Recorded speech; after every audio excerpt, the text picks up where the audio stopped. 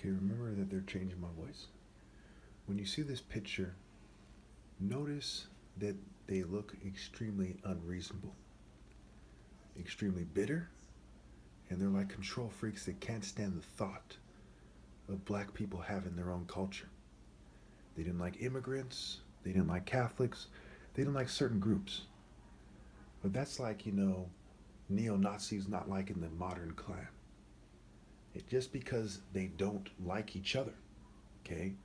Catholics in the Klan back then doesn't mean they both weren't racist. They were. It's a well-known fact that during segregation, there were countless Catholics that didn't want anything to do with people of African American descent.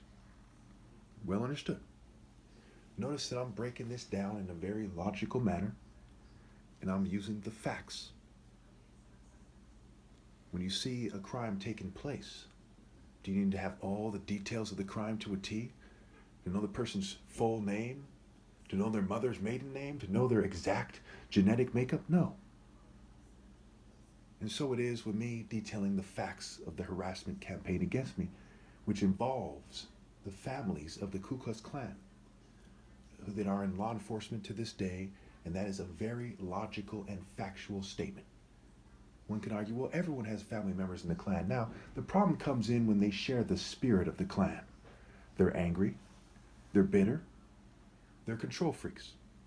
Lots of them look like, they look like Israelis or something at times. Some probably are Israelis at times. These are white, Jewish, and LGBT hate groups. Just because someone's LGBT doesn't mean they're not in a social club that has a white supremacist theme.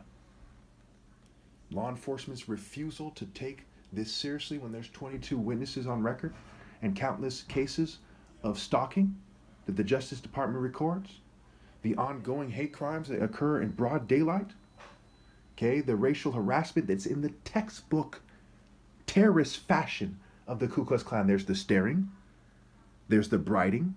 I can't even drive at night anymore because they brided my eyes into an extreme state, into a state of where they're debilitated, they're reduced. Think about that. They've shined brights on my eyes so much and fumed me so much that my eyesight is impaired now. My physical form has changed. As I'm manning up, and in the tradition of the cowardly Klan and their fraternal allies, William Joseph Simmons, mind you, was in over 12 fraternities. And his second Klan didn't end until 1944. To put things in perspective, my father was born around that time.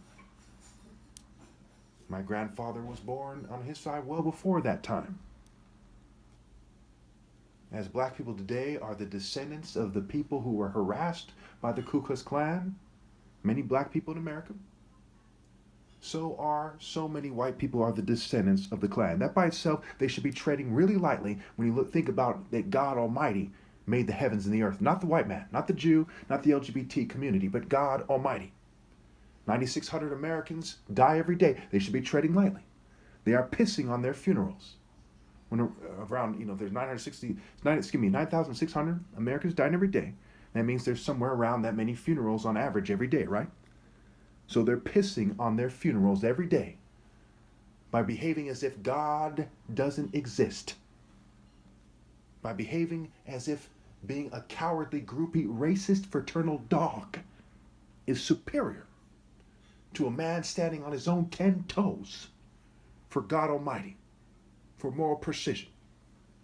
They should be treading really lightly instead of pretending that they are the power of the universe and beyond. That is God. Not you whites, not you Jews, not you LGBT communities. You've proven to a T that you people do not possess a speck of spiritual power. And when you die in those groups that are harassing me, you die extremely disgraced, without a speck of a chance of being right with God, having thoroughly disgraced your families and your ancestors. Shame on you.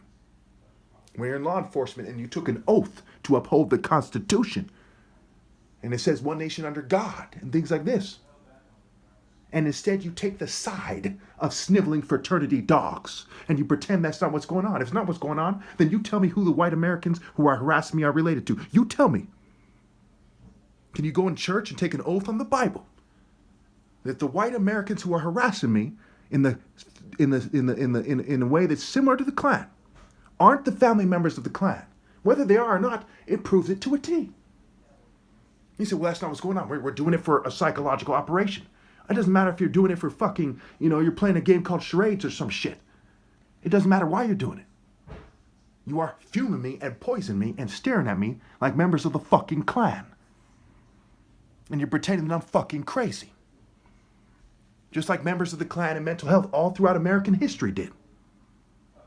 Samuel Cartwright and drapetomania, when they said a slave ran away from the plantation.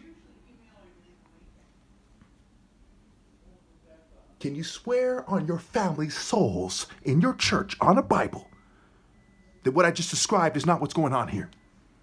And if you cannot do that, fucking shame on you. Shame on you people. Shame on your families. Shame on your pathetic family spirits.